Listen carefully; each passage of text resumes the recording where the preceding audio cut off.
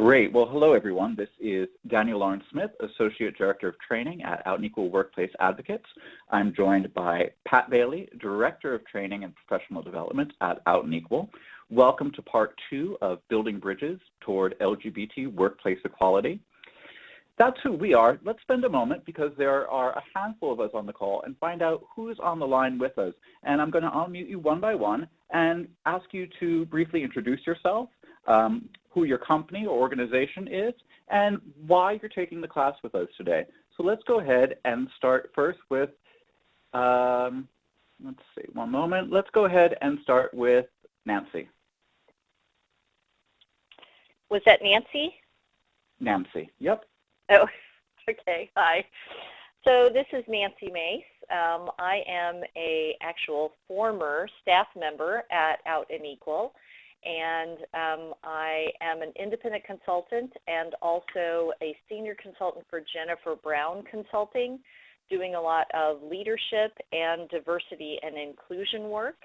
And I wanted to see and hear the latest and make sure that I am constantly updating and upgrading my understanding of the issues around LGBT so that I can do the best work with clients and be the best ally I can be.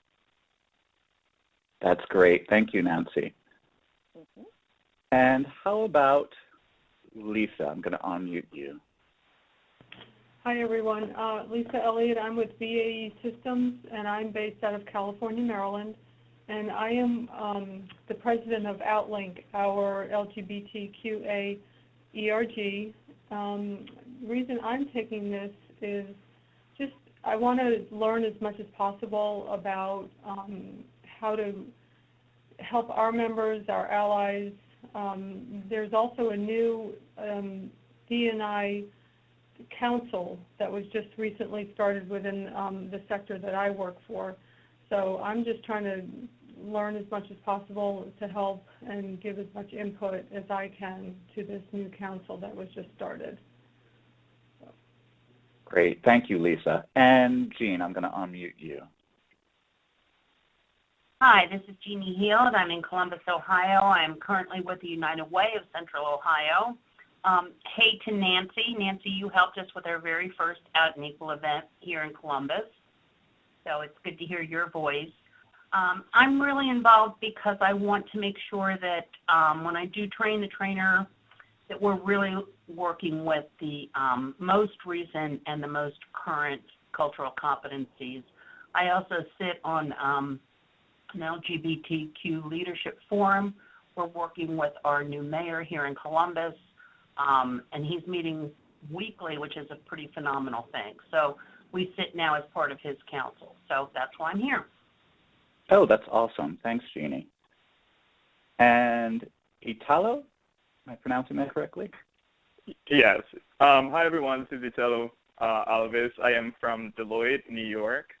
I'm originally from Brazil, and currently at Deloitte, we don't have an LGBT affinity group in the Brazilian business. So I wanted to take this opportunity to increase my competency and understanding the different concepts, terminology, and the business case around LGBT inclusion, so I can help the company facilitate the creation of a Globe chapter in Brazil. That's great. Thank you. And I see someone joined us from 407. Who is that? Hi, that's me, Sandy Cusio. Hi, Sandy. Hello. So my name is Sandy. I am from Walt Disney World, and I found Out and Equal last year when we had the meeting here. So it really spoke to me, and I wanted to be able to assist Walt Disney World in their continued growth in this area, as well as for my personal growth as well. Fantastic. Thank you. And I see an international number. I'm going to unmute you. I think that would be me, maybe. Okay. Can you hear me? Yes. Who is this? It's Vich Ramek from Prague Pride. And why are you interested in being on the call? Why are you taking the class today? Just to find out some more information about what's going on, especially more information from the U.S. that could help us in the future with Prague Pride. Thank you so much. And I saw one number call in from 212.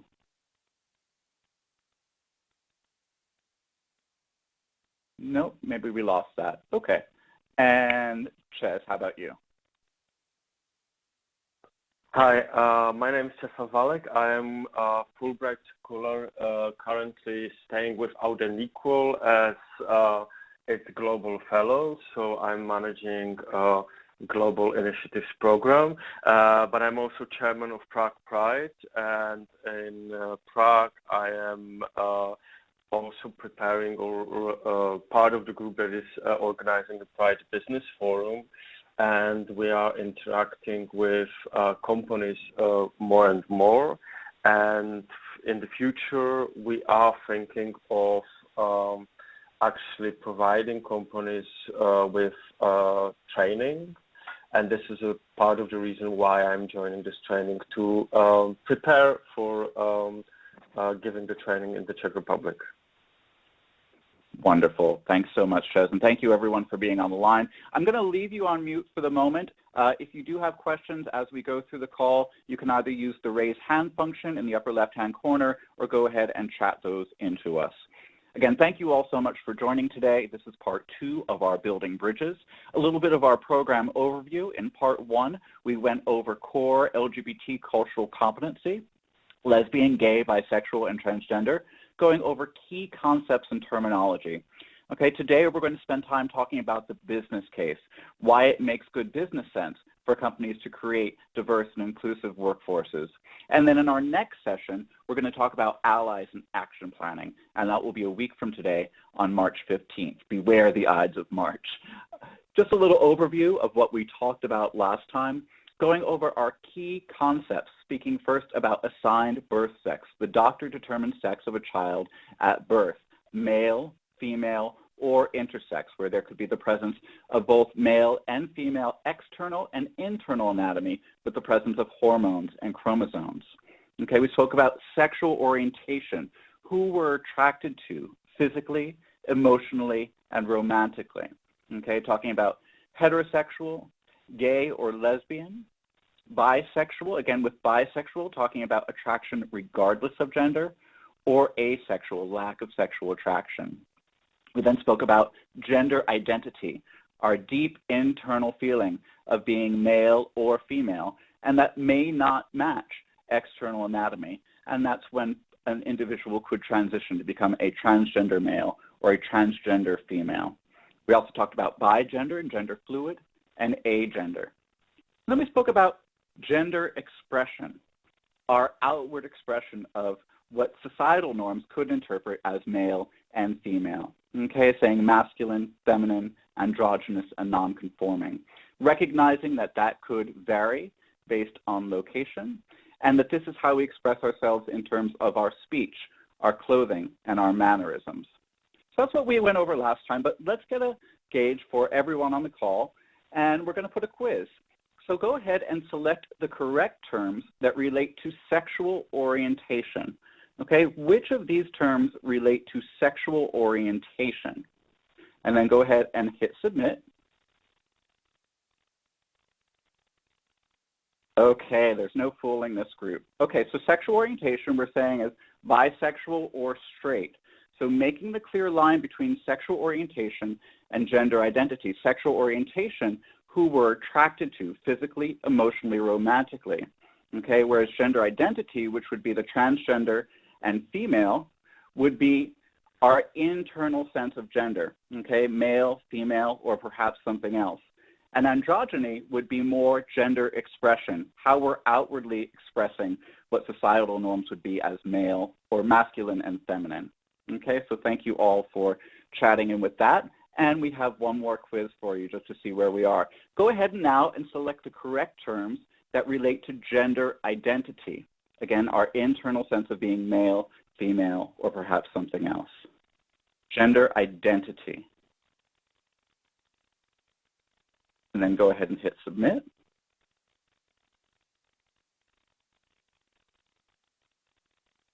Okay, so gender identity, our internal sense of being male, female, or perhaps something else. And the correct terms here are transgender and gender fluid. Okay, intersex would relate to our assigned birth sex. Feminine would be our gender expression. And nonconforming would also be our gender expression. So thank you all for your input with that.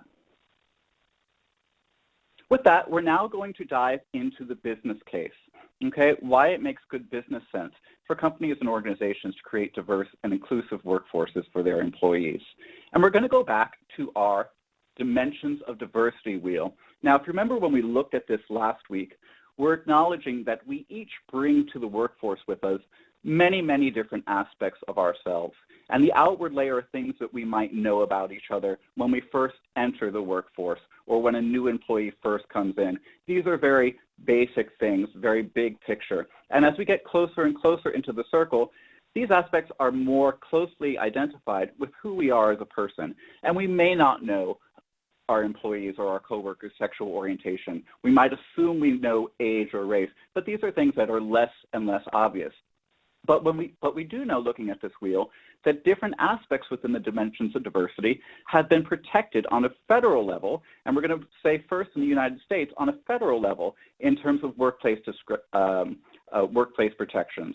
And when we first start to see that is in 1935 with the National Labor Relations Act, allowing individuals to come together and unionize, okay, guaranteeing the basic rights of private sector employees to organize trade unions and engage in collective bargaining, okay, for their common good. We then move forward to 1963, which is the first time that we saw an Equal Pay Act introduced, okay, signed into law in 2009 by President Obama as the Lilly Ledbetter Fair Pay Act. And we'll take a moment to pause here because what we know is that while there can be these protections in place and laws in place, I'm sure many of the women on the call will also advocate that just because the policy is in place doesn't mean that there's fair pay across the board. Okay, moving forward into 1964 is when we saw the Civil Rights Act, okay, so protection based on race, color, religion, sex, and national origin. In 1967, protection against age discrimination. And this bill specifically speaks about discriminating against individuals who are over the age of 40 years old. Okay, so the example that we use is a flight attendant, hiring the young flight attendant or perhaps somebody who is more mature. In 1981, protection based on family status. So a woman's right to take maternity leave, know that her job will still be there for her when she gets back and will not affect her upward promotion within the company. Okay, 1991 is the Americans with Disabilities Act, so protection for people based on their physical status. And how about sexual orientation and gender identity? Looking at our dimensions of diversity, there are still no federal protections based on sexual orientation and gender identity. And we're going to talk about that. But first, let's go ahead and begin by talking about how we create a community as LGBT individuals. And in the 1920s to 50s, what we began to see was the formation of gay neighborhoods. And a lot of this came about through military discharges. So if someone was serving in the military and they were found out to be gay, they were discharged and given a blue discharge, $35, and dropped off in many port cities throughout the United States, San Francisco, New York, Los Angeles, Atlanta. And these are still areas where we see very, very large gay communities. So coming together there, because in many cases with that dishonorable discharge, these individuals did not feel comfortable going back to their place of origin, and it would also jeopardize their chances of further employment. In 1950 was when we saw the formation of the Mattachine Society, so advocating for gay rights on a political basis. And in 1957, the first lesbian group, which was the Daughters of Bilitis. 1972 brings us our first bisexual group. And in 1978 was the first time transgender started being used. And then in the 1980s was when we really saw the LGBT community come together around the HIV and AIDS crisis, okay? So seeing a lot of lesbian and transgender individuals advocating for gay men who were coming down with the AIDS epidemic. Okay, now looking at LGBT history in the U.S., and LGBT history would span all societies and go back to ancient times. We're going to look at recent history, and we'll begin first by talking about Stonewall in 1969. Stonewall Inn is a bar in New York City. It's still there, and what was happening was it was becoming raided by the police, and the patrons were brought out onto the streets, thrown into paddy wagons, many times having their picture taken, and then that would appear in the newspaper the next day. Thus, these individuals were jeopardizing their family, their safety, and certainly their career. Well, in June of 1969, the patrons said that they weren't going to take it anymore. And what resulted was 2 weeks of rioting, and those were known as the Stonewall riots. And in the United States, we look at that as really the beginning of the LGBT movement towards civil rights. And we commemorate that every year. The following year in 1970, to commemorate the Stonewall riots, individuals came together, and that was really the first LGBT pride parade. And that's why in many instances throughout the United States, that last weekend in June is still held as Pride for the LGBT community. In 1973 was when we saw homosexuality removed from the Diagnostics and Statistical Manual. In 1994 was the first time the Employment Non-Discrimination Act was introduced, which would be federal legislation to prevent discrimination based only on sexual orientation back in 1994. 1999 is important to us here at Out and Equal because it was our very first Out and Equal Workplace Summit. We're now going to have our 18th Workplace Summit in Orlando, Florida in October, so we hope that you all can join us for that. Now, in 2007, the Employment Non-Discrimination Act also added gender identity to the list of protections. Okay, again, this would be federal legislation to protect against discrimination now on sexual orientation and gender identity, but important to note that it never passed. Okay, in 2011 was when the United States ended Don't Ask, Don't Tell, so allowing lesbian, gay, and bisexual military members to serve authentically and be out. In 2013 was the overturn of the Defense of Marriage Act. And of course, in 2015, as many of us know, marriage equality passed in all 50 states in the United States. With that, I'm now going to turn it over to Pat, and we want to find out a little bit about your history. And it's interesting, Daniel, that's a great overview of kind of what has happened in the U.S. to get us to a place where we are making a movement towards civil rights for LGBT individuals. But each of us has a history as we kind of go through that in terms of thinking back in your own background. You know, when did you first meet someone who's LGBT, or maybe a come-out story? It's very common for individuals who are LGBT. One of the questions that we'll ask is, where did you come out? When did you come out? When did you know? Those kind of discussions kind of happen. So I'm going to do a couple of quizzes here to kind of get that discussion going, and then I'm going to call on a couple of you to kind of share your history a little bit if you're comfortable with that. And again, based on our rules, you don't have to come out, but it's an opportunity to talk about why are you involved in this. We asked you in the beginning when you did your introduction to say, you know, this is why I'm here taking this class, but what's your history that got you here? We'll give you a couple of minutes to kind of share that. But let's do our first quiz here. And it says, when did you come out as LGBT or an ally? So you've got your selections there of over 20 years ago, 10 to 19 years ago, 3 to 9 years ago, in the last 2 years, not come out yet, not sure, prefer not to reply. And we've got about 11 of you on the call right now, and so we've got almost everybody's responded in. Looks like we've got a really good mix from everywhere from 3 to 9 years up to over 20 years, with the highest percentage of that being, it looks like it tied up now, about 45% for over 20, and 36% for 3 to 9 years, and 18.2 to 10 to 19 years. A lot of times it's an interesting discussion because we don't often ask allies when they came out, when did they get involved.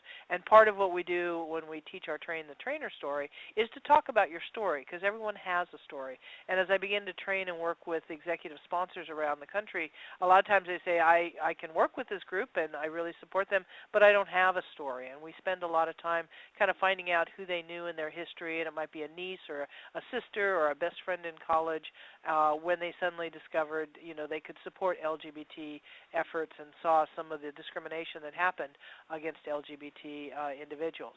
So our next question is, where are you out as LGBT or an ally? Select all that apply, and your choices here are everywhere, to my biological family, to my chosen family, in the community, which could be your LGBT or ally community, at work to everyone, at work to coworkers only, not out in any of the above, not sure, prefer not to answer. And it looks like this particular group is out there everywhere, which is exciting to see. And we do see that. It's kind of as people begin to get involved with Out and Equal, come to the summit, take classes, begin to get involved in your local ERG or BRG, or begin to start working with regional affiliates, is that you get more comfortable and you're out and you're beginning to talk about people. And allies as well, being very clear. So at least I saw you made a comment. There's no reference for place of origin out of the U.S., but not when traveling or working abroad. Good question with that. That might be a different issue. We see that one of the main issues that a lot of companies are dealing with now is the relocation aspect. And how do you be out in the United States, say, and then you're sent to Saudi Arabia and do that and be able to share with that. So let me call, Italia, let me call on you and unmute you and share a little bit of your history if you feel comfortable, in terms of why you're involved with LGBT, kind of specifically more in the workplace part. Okay, sure. So I came out as a gay person when I was 14 years old. And the reason that I hadn't come out before was that I grew up in a very hostile environment. I'm only 23 years old now, so it was, not that long ago.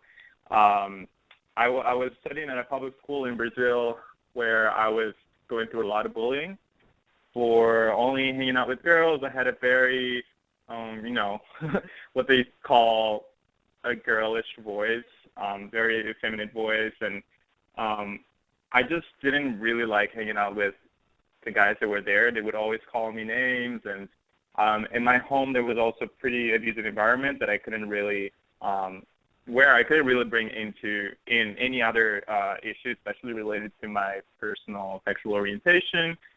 My parents were very traditionalist from the countryside of Brazil, so for them it was very hard to understand who I really was, and they really never really paid attention to that. Other than that, I was also at church, so in my church I would always hear, get all that external pressure, questioning my worth as a religious person, and it was just very hard for me to come to terms with my sexual orientation. But once I came out to myself, I started looking for points of reference or people that I could relate to in media and celebrities, journalists, in history in general, and I couldn't really find them just because I didn't have access to that. I barely had access to internet growing up, so it was difficult to really find any type of support. So when I turned 19, I decided that I wanted to leave Brazil and go study elsewhere. So I came to the U.S., and that's when I had my first experience really seeing a couple of gay people living well in the community, being out and not being looked down upon just because they were gay. I saw for the first time a couple holding hands on the streets of New York, and I was fascinated by it. And then that's when I realized that the problem of Brazil was a cultural problem and that I wanted to address it in the roots. So when I started taking classes on LGBT history and diversity in school to get myself familiarized with where we are at the moment in terms of the LGBT movement. And I ended up realizing that I had a totally new culture that belonged to me and that I didn't even know of. I understood, I learned about my heroes and about the symbols and the different historic events that really mattered to the movement. And I was able to see where I fit nowadays into this movement and where we're headed and what I can do about it. So I believe that because I'm so passionate about LGBT inclusion in business, and I've been attending conferences on it for a while. I think that's how I can impact Brazil positively in the arena. It's still it's changing a lot in terms of LGBT visibility, but in businesses, it's still perceived as something that you should leave out of work. So you're not allowed to express who you really are. And there's still a lot of discrimination in the workplace. And again, just like the U.S., there's no federal protection of people's gender identity or sexual orientation. So I really wanted to get involved in that more actively. So that's great. Sounds like you've got some good work to do on that, and that totally works. Thank you for sharing that and the story with that. Let me, Nancy, let me unmute you, and why don't you share a little bit about your history? So, hi everyone. Again, I'm Nancy, and I am an ally everywhere. Much like Pat mentioned, I used to think I didn't really have a story. It's like, well, I've always been an ally because it's the right thing to do. But I do recognize that I had some rather formative experiences growing up. I had a very dear friend when I was 9 or 10 years old whose gender expression and gender identity was very different from her biological identity, and that was just learning that at such a young age, and having a friend who dealt with all the issues and confusion and difficulty fitting in, I think had a very big impact on me, not just about being an LGBT ally. And then I was a very young HR person, and it was in the early days of the AIDS crisis here in San Francisco, and I suspected that one of my employees was dealing with the disease, and it was so painful to me that he could not tell me about it and could not openly talk about it and allow me to help him through our benefits and how to keep his job safe while he was taking care of himself and how to keep him safe. And my initial thought was, why can't I get him to trust me? And, you know, I'll look out after him. And then I stopped one day and looked at the rest of the executive committee at my firm and realized I don't actually know that it would be safe for him to come out. I know how I feel about it, but I don't know the response he would get from the rest of this organization. And so that made me want to work harder to create a safe environment for everybody and help them be able to navigate the workplace challenges of difference. And then actually, Out and Equal made me a super ally when they came to me and asked me to be a part of a video project when I was working at Barclays Global Investors. And they wanted me to talk about why I was an ally. And I realized I didn't really even know what being an ally meant. It was just something I was just being myself. So I went to a lot of my colleagues and peers and asked them what they valued about me as being an ally or what made me an ally.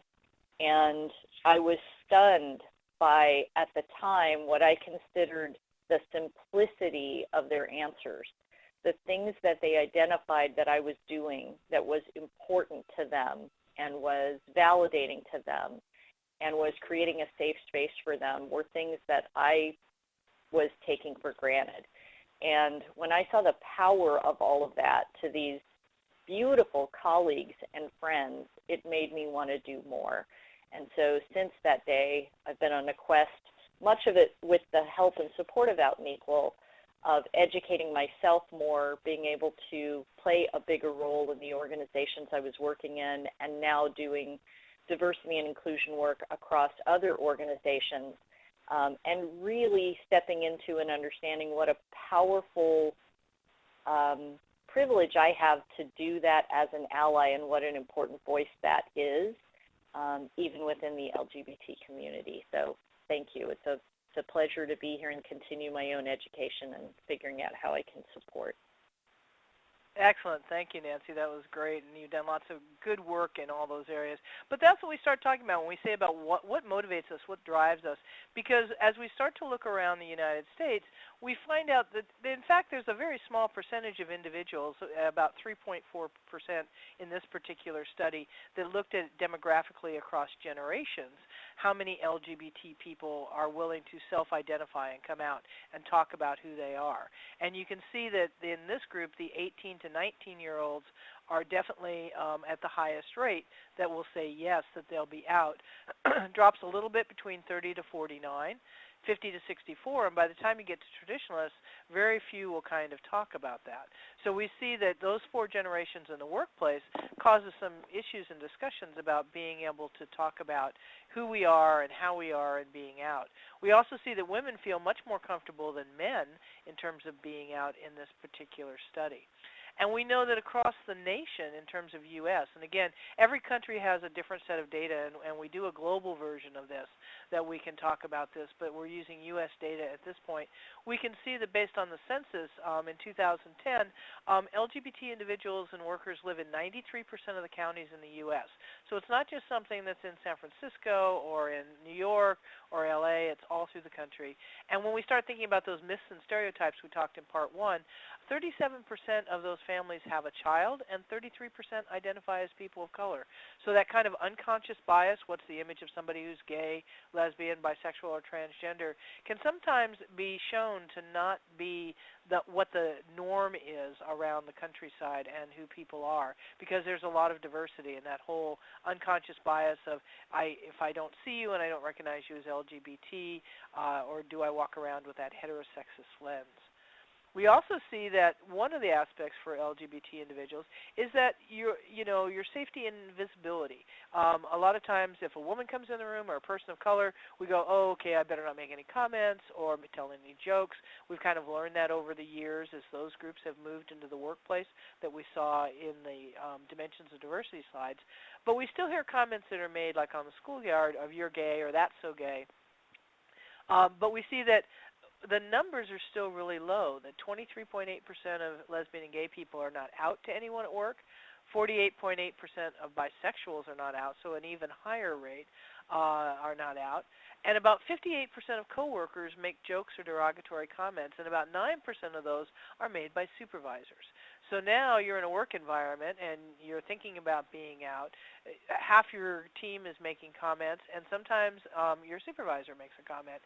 It's better to stay safe and invisible to keep your job. And about 67% of those who do hear those remarks don't report them to HR or management. And what we found with those situations is, and that's changing now, obviously, with education, but in many cases what will happen is you go to HR and say, hey, I heard this comment made about me or about LGBT in general, and I find it offensive. And they said, well, if you just don't act so gay. And for women, if you think back when women first came in the workplace, there would be sexual harassment and somebody would make a comment and they'd report to HR. And they said, well, if you just don't wear that low-cut dress or if you just didn't act so, feminine or sexy, the guys wouldn't do that. So we see that, again, as dimensions of diversity go, we continue to see the same kind of rhetoric go through as people learn about the group and who they are. So it's an important piece to do that. So you add into these two factors the fact of allies.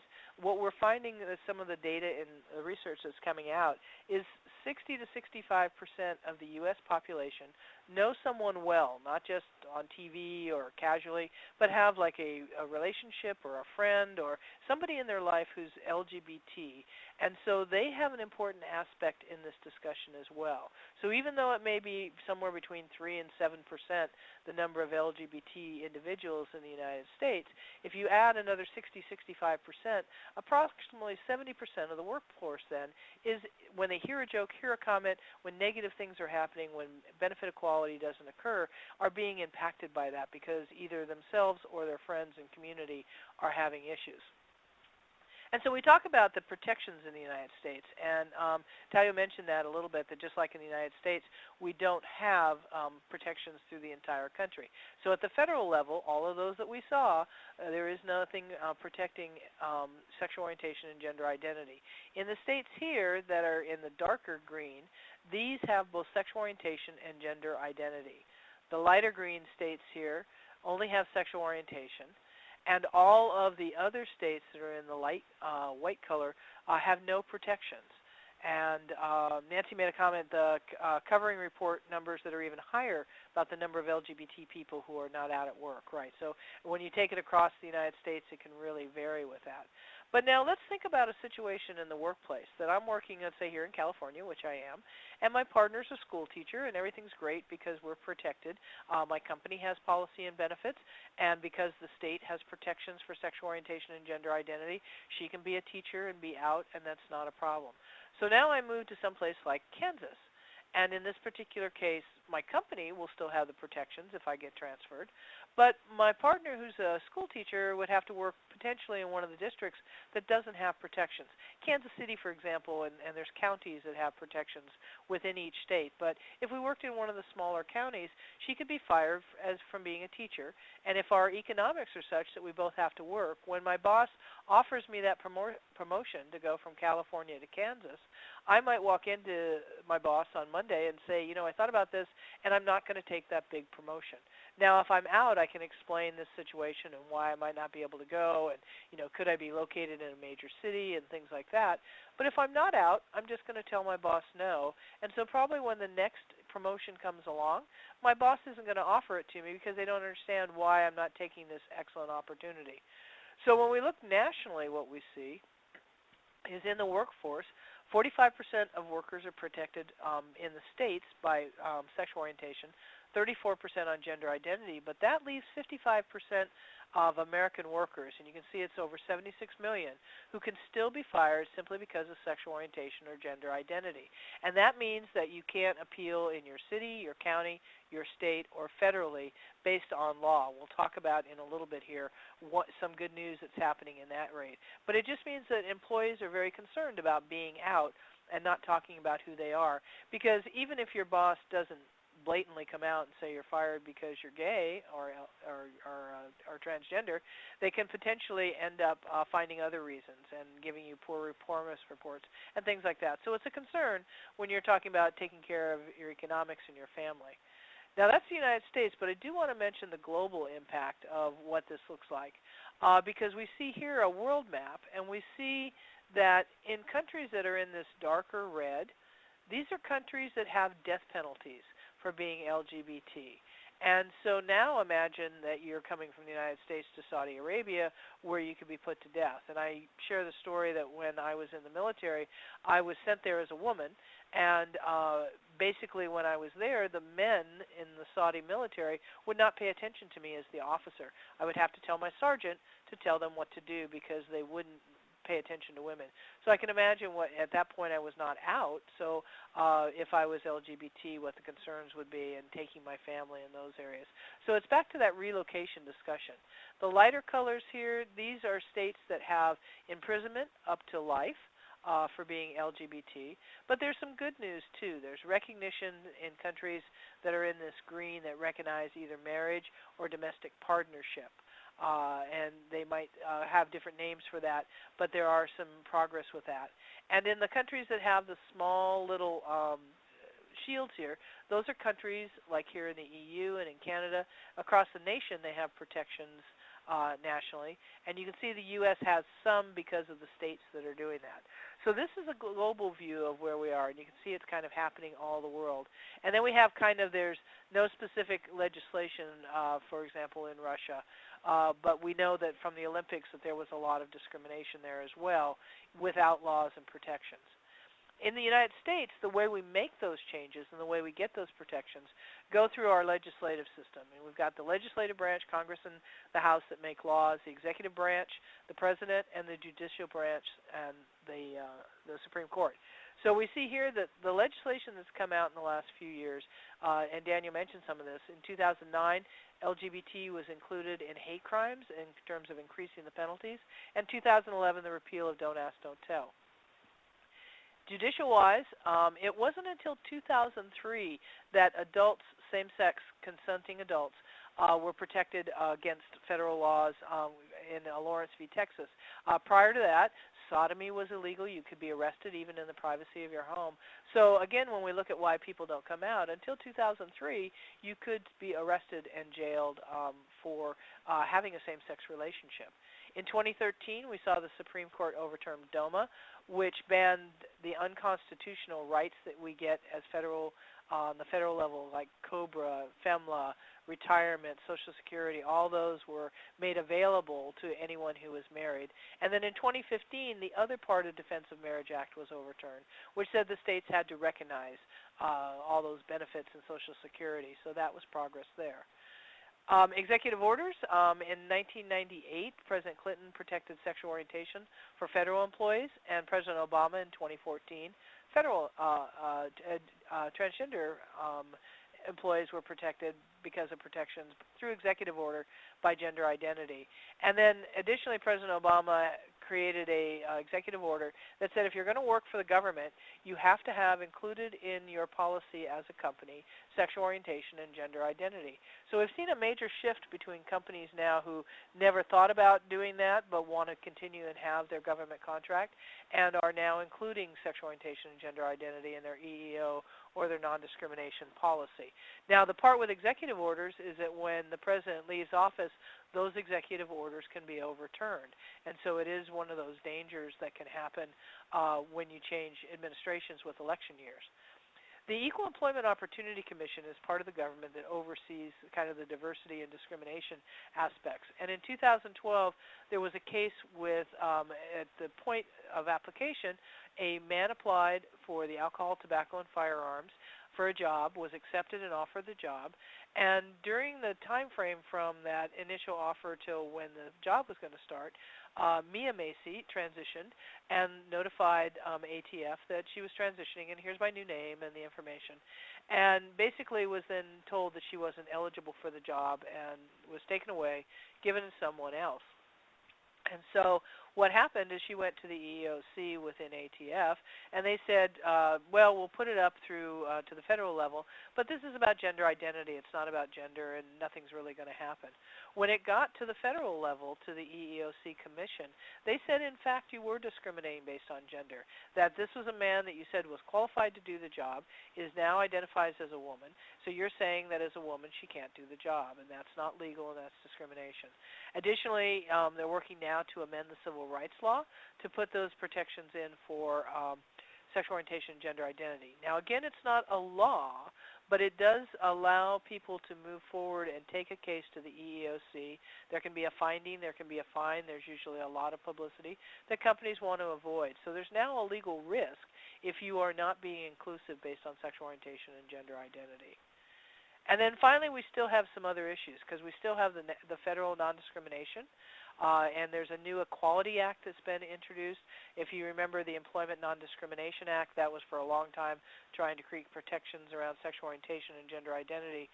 Those are now included under this Equality Act, which is the legislative, going to the legislative branch to change the Civil Rights Act and to include sexual orientation and gender identity.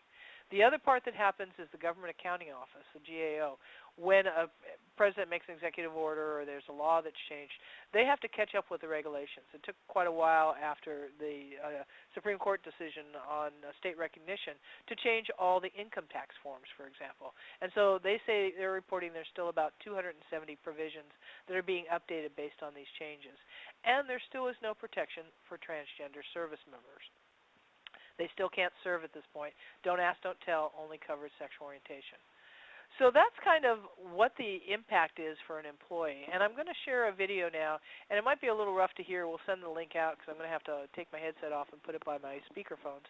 But it's breaking through the company closet. And Julie Hogan, who is just stepped off the board with Out and Equal, is part of this pilot program. So let me get this started here.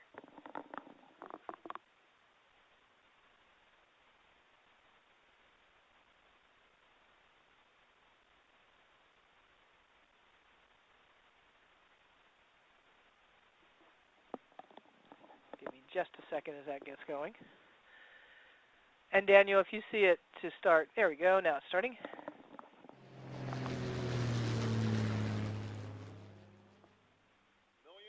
millions of our fellow citizens wake up and go to work with the awareness that they could lose their job. Casey Stiegel says he was fired from the children's home because he's gay. He said, I'm terminating you because I don't feel comfortable having you on my team because of your lifestyle choices. Crystal Moore, the first female police chief of Latta, South Carolina, was abruptly fired after more than 2 decades of service as a police officer. Moore is also openly gay. I would much rather have somebody who drank too much taking care of my child than I had somebody whose lifestyle is questionable. I was kicked out of the Navy for being gay. Gay people have the same rights as everyone else. There are no rights that are missing. So I joined Xerox in 1987, and I started back in the closet because I'd just gone through losing my job. People are already protected in the workplace. I think this legislation is unnecessary. My first mentor wanted to send me to this 90-day program at Smith College, and am I willing to go? I had this sheer panic, and I started crying at dinner and was shaking, and he's like, what on earth is going on? And I told him, I said, well, I have to ask somebody that I had a partner at home and that I was gay.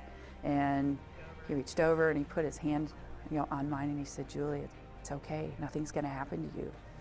He said, by the way, I already knew.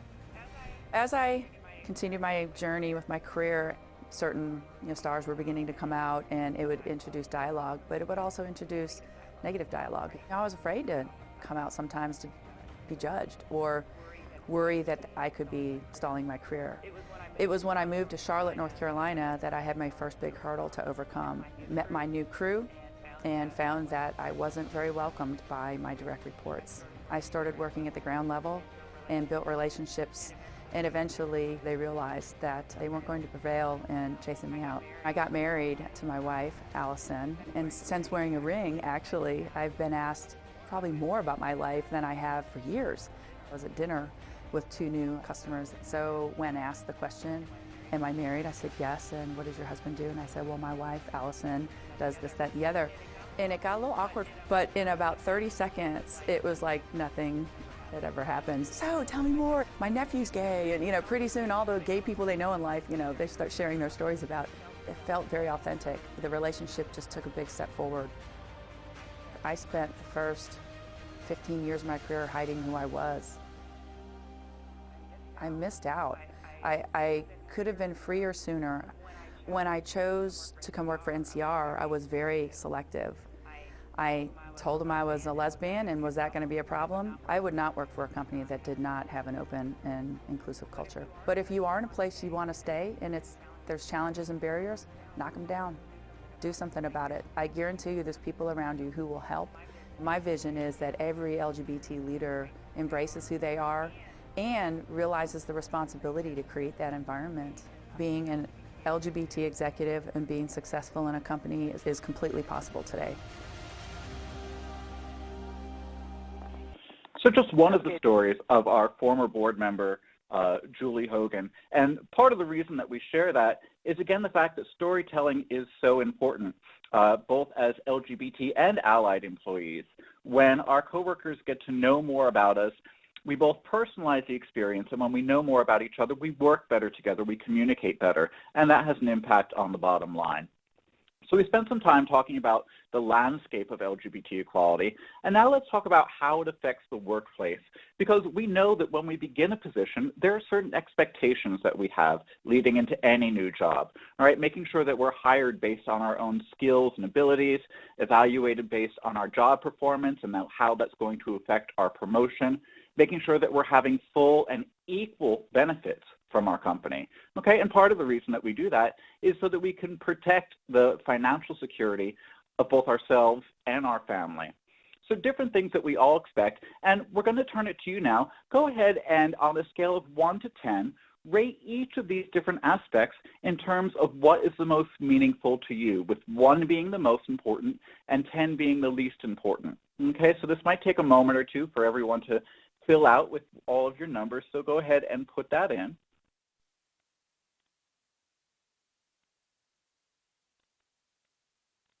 And we're rating this based on health insurance, retirement benefits, flexible schedule for life issues, enjoying the job and the team, so having a good relationship with your colleagues, whether or not your position is making a difference, if you're able to be yourself.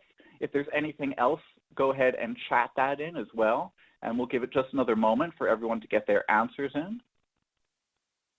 And then go ahead and hit submit. Okay, we've got about 2 responses so far, and as the answers are coming in, we're seeing so far up there, making a difference is pretty important to folks.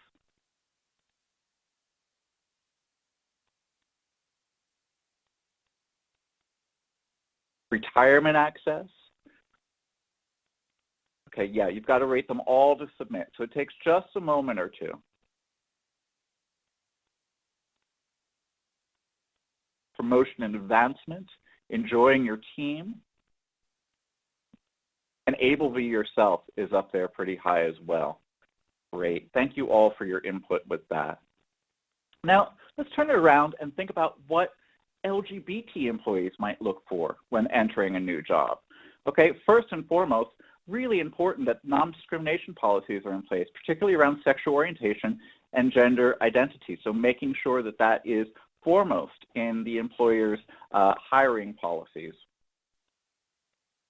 Okay, then looking at the benefits, acknowledging that over 1,100 benefits come in the United States with a marriage license, okay, and that has to do with health insurance, making sure that there are time-off policies for child care and adoption, okay, looking at transition benefits for transgender employees, okay, and understanding LGBT employees when dealing with providers and vendors, okay, so folks that are providing services like insurance companies for your employees. Thinking about retention and performance. What we know is the #1 reason employees leave a position is because of negative relationship. Okay, so again, think of the environment where an employee is hearing a derogatory joke from their colleagues and supervisors. And I use this as the dollars and cents scenario, SENSE, because what we know is that it costs an organization or company about 150% of an employee's annual salary to replace that employee. Okay, so thinking about bringing somebody new in-house, also think about all the investments that a company makes in their employees in terms of professional development, training, and onboarding. Okay, and then thinking about how this affects relocation. Okay, Pat used the scenario of her and her wife moving from California to Kansas, but then also think about how that might look on a global level. Okay, where there might be protections in place in a state within the U.S., what if we're then going abroad to a place where there's prohibitive legislation for LGBT individuals? Okay, and making sure that there's a quality improvement process. So what metrics are you taking to assess how many LGBT employees you have, how many LGBT employees are working within the levels of management and executive, and obviously making sure that the work environment is both positive and safe for your employees. And at Out and Equal, we have 20 steps towards workplace equality, and these are based on 5 fundamental pillars. And we'll share the 20 steps out with everyone at the end of the call. But let's first talk about the equal policies and benefits component of that. Because what we know is that one of the best things that an employer can do is adopt policies that promote diversity and end discrimination, okay, with the goal of preventing violence and harassment on gender identity, sexual orientation, and gender expression. Talking specifically about marriage or domestic partnership, okay? What we saw before there was fully inclusive marriage for same-sex partners in all 50 states was that many of the top Fortune 500 and Fortune 1000 companies would provide domestic partner benefits, okay, in the absence of that. And what we're beginning to see now is companies are questioning, well, there's marriage equality. Is there still the need for domestic partner benefits when everyone has access to marriage? But what we know is some individuals choose not to enter into marriage. And that has to do with both same-sex and opposite-sex couples who are in domestic partnerships but still deserve the equal rights and protections that can be afforded with domestic partnership. Many individuals raise families under domestic partnerships. Okay, so it's really important that companies and organizations keep that in there. So there's the option for both marriage protection, but also protection for domestic partnerships. And it's a huge part of an employee benefit package, about 20% of employees' annual compensation. Let's think about how that looks for transgender employees when entering a new work environment, okay? Making sure that there's a transition plan in place in terms of basic health insurance. Is there transition guidelines within the company, okay? Making sure that there are allocations for time off for medical and personal needs. Okay, doing the cultural competency education for all employees. So we're creating that safe space environment, but also sharing knowledge and message points so everyone has that full cultural competency perspective. And then also looking at the recruitment and retention processes for transgender employees. And here at Out and Equal, we're very happy because back in the fall of last year, our fantastic Transgender Advisory Committee produced our Workplace Gender Identity and Transition Guidelines, which again, we can share that link with you, which is a groundbreaking document which creates a roadmap for companies to create full and inclusive transition guidelines for their transgender employees. So we're very, very proud of that resource. With that, I'm going to pass it back to Pat. And so we're talking about getting the employees in the door in terms of policy and benefits. But I've got a quiz up here asking you how you feel your company's doing about the recruitment, retention, and promotion aspects of your company. And so if you think about, are we doing really well in recruitment, retention, promotion, outstanding, doing well, not working on any of these, not having those discussions. If there's some recruitment efforts that exist or just retention, again, you can select all that apply, or promotion efforts that exist, or not sure. Again, does not apply or prefer not to answer. Some of these areas may be new to think about in terms of how do we take that next step and how do we think about talent management. Once we have an environment that has the policy and benefits for LGBT employees, what do we do to move them along in their career? What are the systems and the processes that we have and exist that allow us to move forward and on a good career track? So it looks like we've got about we've got 9 folks on the call now.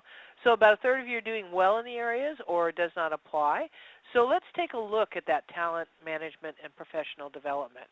When we talk about retention and staying in the job, the number one reason people leave the job is because of it's a negative relationship. And if you think about the cost of replacing that person, advertising, time lost, onboarding, you're going to pay about 150% of the salary. So there's an ROI for keeping your employees and keeping them successful. Obviously, when you hire them, HR and the management is going to pick the right people for the right job, onboard them so they understand the missions. And then they want to be part of the team and valued for themselves. So the goal for the companies is 100% engagement at work. And what we find that when there's out employees, according to the City Town Info study, is that out employees are good for business. They have better physical and mental health, so there's not as many stress. They don't have to not be honest about who they are. And they're more productive than closeted counterparts. You can see here that in terms of loyalty to their company, out workers 70%, closeted workers 60%. Satisfied with their promotion rate 64%, closeted workers 48% because they can't bring that extra edge in. And these are numbers that are just starting to be studied, but there is some great information that we can use in terms of it's not just about that we want to do this. So, Daniel, I'm going to do this real quick with you so we can demo this. We have an exercise called What'd You Do This Weekend? And it's think about kind of where you went, what you did, who'd you go out with, doing something with someone else, and what was the best part of the weekend. And the rules that we have for it is that you can't use the person's name. You have to change the relationship, husband to wife, brother to sister, and change the pronouns. So, Daniel, let's start with you. What'd you do this weekend? Well, oddly enough, my wife just received her driver's license, and she is very anxious now to get behind the wheel of a car, and so we took a drive to the beach, and she found a nice restaurant there, which we both really like with beautiful views. Excellent. And then this weekend for me, my husband and I were battling the rains and leaking in the garage, and we were up and down the stairs and doing laundry and trying to get all that stuff done. And I know that when she was getting upset about the, what do we do next, we end up, not being able to get much done. So it was a stressful weekend. So what Daniel and I just did is kind of what we do on Monday mornings when we check in the workplace. We kind of just told our story of what was happening. And if you listen through Daniel, I listened close to his, and he did his really well. He followed all the rules and the guidelines. But Daniel, how did it feel telling that story? It felt very awkward because what you're doing is replaying the movie in your mind, and you're changing the characters and the scenario, and you're constantly checking yourself to make sure that you're saying it correctly. Right, and I made a mistake in mine. I said she at one point, and so if I'm not out to you, that's an aspect that now I've revealed that to you, and I might worry about that the rest of the day. You're going to tell the team, is this going to affect my promotion? Am I going to lose my job? And for many employees also what happens is they opt not to tell their stories and show up early for meetings or at the drinking fountain. And so basically then their team thinks they're kind of antisocial.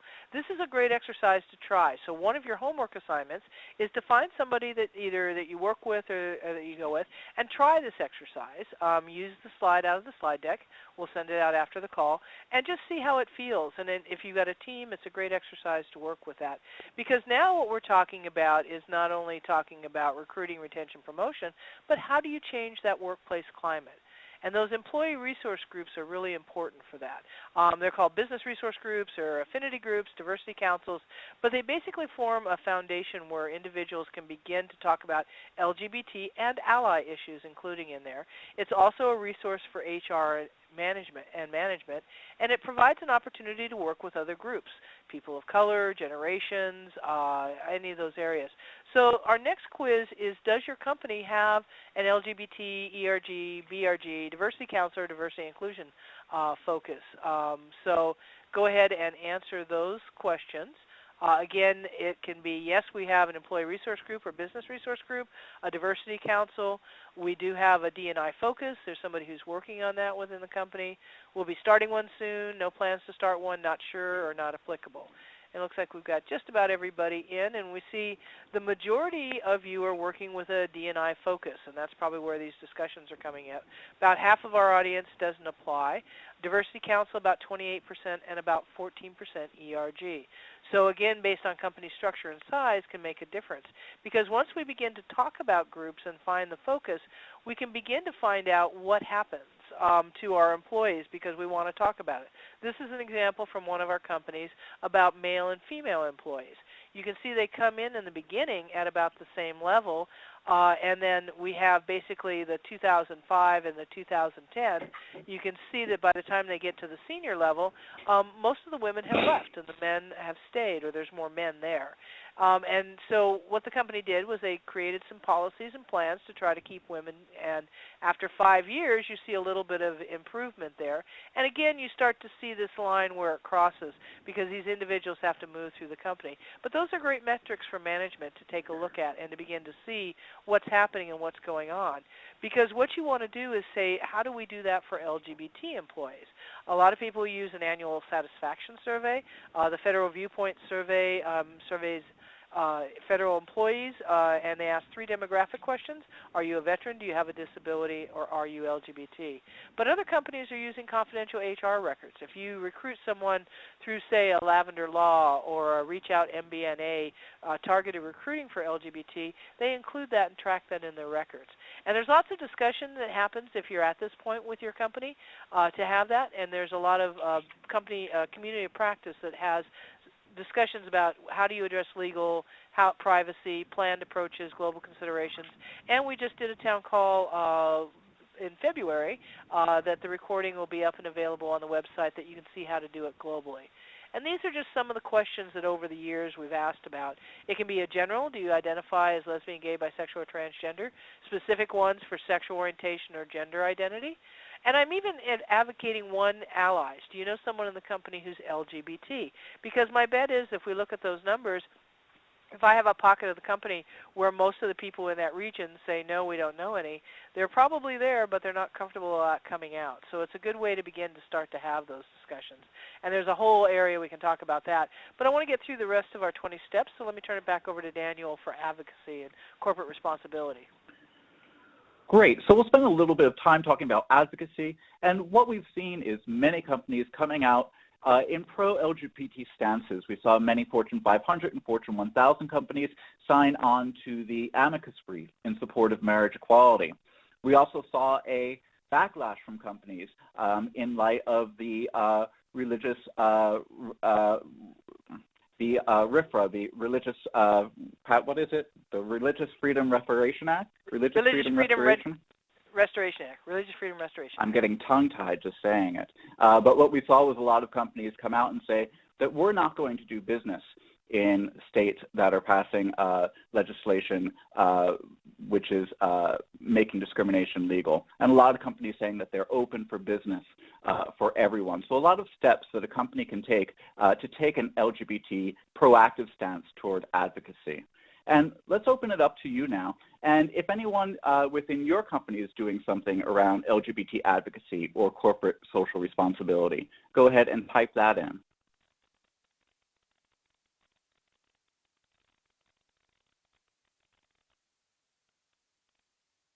Okay. Tweeting out information about LGBT, great, within your network. So things that we can do on social media to take a proactive stance. Great. Getting involved in local policy and practice, sponsoring nonprofit organizations, participating in pride events, social media. Great. Thank you for all of your answers with that. Take a look now at customer and community commitment. Okay? What we know is that when we incorporate a diverse and inclusive workforce, the organizations are more successful. Why? Because we're bringing a lot of different perspectives into our marketing and communication strategies. So we're not reaching out to just one audience. We're reaching out to a more diverse audience band, and that's going to increase our customer and consumer base, okay? Bringing in higher productivity when we're having new thoughts and information, okay? And that has an impact on both marketing and sales, recognizing that there's a huge LGBT consumer market, which is about an $800 billion annual market for companies, okay? So looking at what other companies within your sector are doing, making sure that you're incorporating vendor and supplier diversity, okay? Our friends at HRC put out a buying guide, okay, for companies that are being inclusive, so making sure that we're purchasing from companies that are protective of their LGBT employees. And there's a great example of some advertisement that's going on right now. Okay, so LGBT individuals seeing themselves reflected in media, and this is from our friends at Wells Fargo.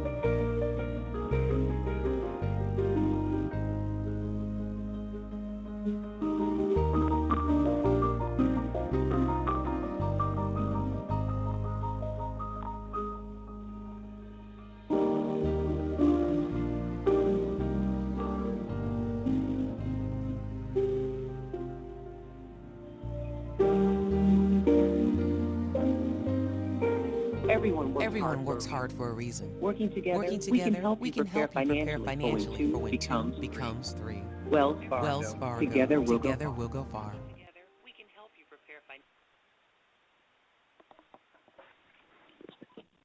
I think that might have cut off at the end there, but just one example from our friends at Wells Fargo. There's also a great McDonald's commercial right now, which many of you might have seen on social media, coming out from Taiwan, where a gay teen is coming out to his father at a McDonald's. So what we know is that LGBT customers are an invisible minority, but again represent a huge buying power. Okay, and we know that LGBT people are very loyal to brands where they see themselves reflected. Okay, about 50% will research before they buy, and about 70% say that they will purchase from companies who are LGBT friendly. Nancy brought up that Toyota also has some great advertising with that. And just here are some of the images that we see reflected in large part in our Out and Equal Workplace Summit advertisements, so from many of our sponsors and people with that. So with that, I'm going to turn it back over to Pat. Sounds good. And there's a lot of information in this about the business case. And in terms of the best way to start approaching this, to say how are we doing and how do I manage this, the Corporate Equality Index has been around for since about 2002. And it talks about corporations have stepped in to fill the gap. And it's a rating tool, and it's based on a 100% scale. And you can also use it for recruiting and retention. Many times you're going to be asked as ERG members or as part of your company, what's your Corporate Equality Index rating? Now that says you've got the checklist complete, and then people say, how are we doing on, climate in those areas? But it really is a sector competition to get that 100%. And it also starts to change every few years with some of the best practices coming up. This is a sample from the energy sector that looks at that. And you see 1A, B, and C are about the benefits areas, policy areas like sexual orientation, gender identity, that it's globally done. Benefits are kind of that health and insurance for your LGB employees, transgender health and benefits. Things like, do you have time off for adoption? Do you allow your employees to do that? In the 3 area, we're talking about things like competency training, ERG, membership and creation, and then are you positively engaged in the LGBT community? So those areas are a great way for doing a self-eval on how you're doing. Just a quick question here on the poll. If your company's rated on the CEI, what's your score? Go ahead and type that in real quick. And again, many smaller companies and mid-sized companies just use this as a self-evaluation tool and don't necessarily get a chance to submit the ratings. But it looks like we've got about 28% of our callers have got 80 to 100%, so that's really, really great. Think about for you and your company and your organization what you're going to work on next.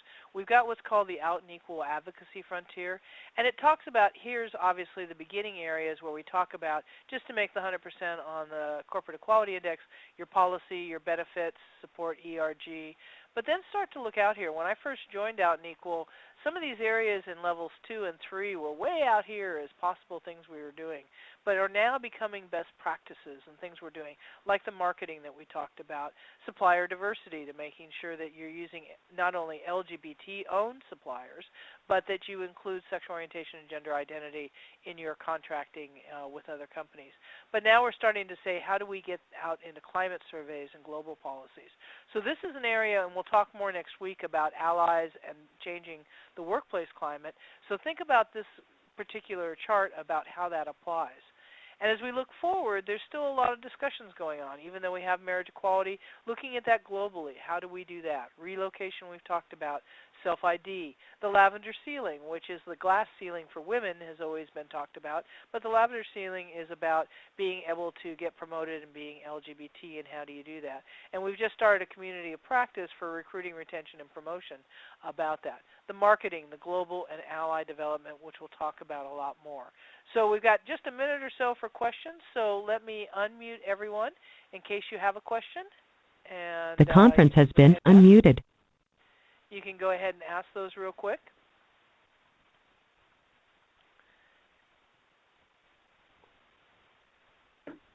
And I'm not hearing any coming in. And again, we'll get a chance to check in at the start of the next call, and we'll have some more discussion as you get a chance to re-listen to this recording, and we'll send you the slides and the 20 steps as well. So our class next week is going to be on the 15th from 10 to 11:15, and we'll talk about developing allies, doing some action planning. So we thank everyone for joining us today and appreciate all your inputs, and we'll see you next week. And please let us know if there's other areas or you have questions with. Thanks a lot.